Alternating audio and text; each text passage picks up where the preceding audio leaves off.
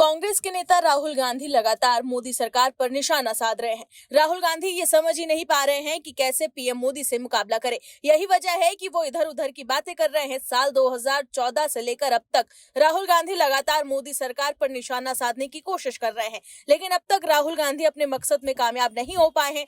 हर मुद्दे पर राहुल गांधी खुद ही बैकफुट पर नजर आ जाते हैं। वहीं अब 5 राज्यों में हो रहे विधानसभा चुनाव से पहले राहुल गांधी लगातार पीएम मोदी पर निशाना साध रहे हैं, लेकिन पीएम मोदी ने तगड़ा प्रहार किया है। केरल विधानसभा चुनावों में बॉलीवुड की हिट फिल्म धुरंधर की एंट्री हो गई है। पीएम मोदी ने पथनमथिट्टा के तिरुवल्ला में एक बड़ी चुनावी जनसभा को संबोधित किया। इस मौके पर पीएम मोदी ने कांग्रेस, यूडीएफ, एलडीएफ को निशाने पर लिया। पीएम मोदी ने कहा कि कांग्रेस वाले यूडीएफ, एलडीएफ को हर चीज में झूठ बोलने का स्वभाव इनका बन गया है।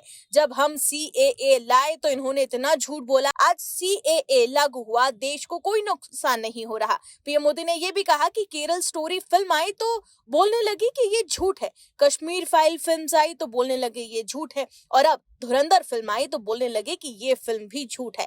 इन दिनों एफसीआरए यूनिफॉर्म सिविल कोड को लेकर भी ऐसा ही झूठ फैलाया जा रहा है। वहीं बीजेपी ने भी राहुल गांधी पर जबरदस्त निशाना साधा है। क्या है खबर, बताते हैं आपको इस रिपोर्ट में।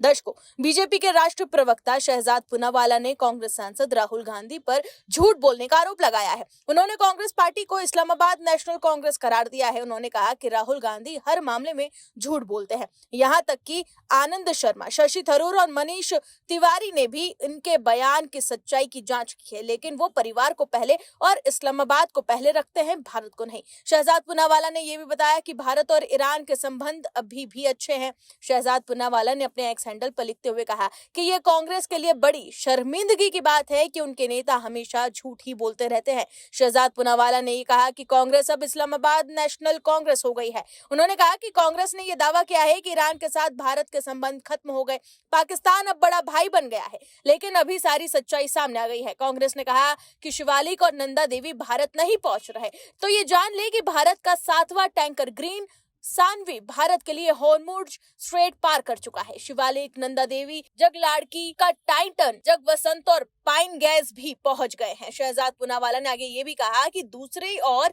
दलाल पाकिस्तान के लिए बड़ी शर्मिंदगी की बात है, क्योंकि ईरान ने इस्लामाबाद में बातचीत से इनकार कर दिया है। तुर्की और मिस्री नए स्थान तलाश रहे हैं, फिर भी राहुल गांधी भारत के बारे में झूठ बोलते हुए ही नजर आ रहे हैं। यहाँ तक कि आनंद शर्मा, शशि थरूर और तिवारी ने भी उनके बयान की सच्चाई की जांच की और सब कुछ क्लियर कर दिया, लेकिन वो परिवार को पहले और इस्लामाबाद को पहले रखते हैं, भारत को नहीं। दर्शकों, सुप्रिया श्रीनेत और जयराम रमेश जैसे कांग्रेस के नेता मोदी सरकार पर यह आरोप लगा रहे हैं, ये निशाना साध रहे हैं कि ईरान युद्ध को लेकर पाकिस्तान मध्यस्थता कर रहा है, लेकिन ईरान और इजराइल ने यह बता दिया है कि पाकिस्तान कोई मध्यस्थता नहीं कर रहा।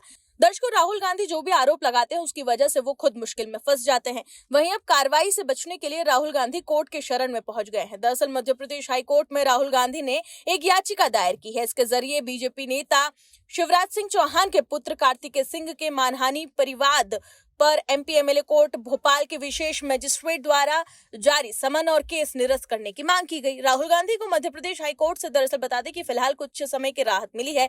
बीजेपी नेता और पूर्व मुख्यमंत्री शिवराज सिंह चौहान के बेटे कार्तिकेय सिंह चौहान द्वारा दायर मानहानि मामले में राहुल गांधी ने निचली अदालत के समन को चुनौती दी है। दरअसल ये विवाद साल 2018 के विधानसभा चुनाव के दौरान शुरू हुआ था।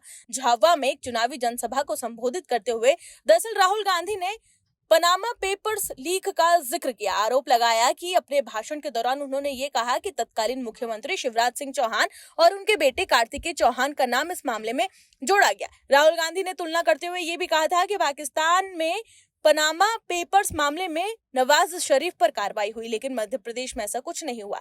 इस बयान के बाद कार्तिकेय चौहान ने इसे अपनी छवि को धूमिल करने वाला बताते हुए भोपाल की विशेष एमपी एमएलए कोर्ट में मानहानि का केस दर्ज कराया था, जिसके बाद भोपाल की निचली अदालत ने राहुल गांधी के खिलाफ समन जारी करते हुए उन्हें पेश होने का निर्देश दिया था। तो देखा आपने कैसे राहुल गांधी अपने बयानों की वजह से मुश्किल में फंस जाते हैं। वहीं राहुल गांधी जो आरोप लगाते हैं उसी को वो साबित नहीं कर पाते। Bureau report, OMS news. आप दर्शकों से विनम्र निवेदन है कि चैनल को सब्सक्राइब जरूर करें